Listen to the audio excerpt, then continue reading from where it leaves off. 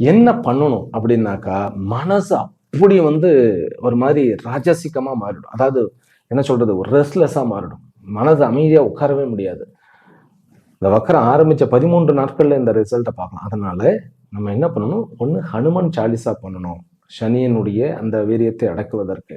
அல்லது பைரவருடைய உபாசனை பண்ணணும். இல்லையா, 2 பேரும் பண்ண முடியலனாக்க காளியினுடைய உபாசனை செய்யுங்கள். ரிஷப ராசிக்காரர்களுக்கு இருக்கக்கூடிய லாப சம்பந்தப்பட்ட எந்த பிசினஸாக இருந்தாலும் சொல்லிட்டேன். எந்த பிசினஸாக இருந்தாலும் லாபம் வந்துரும்.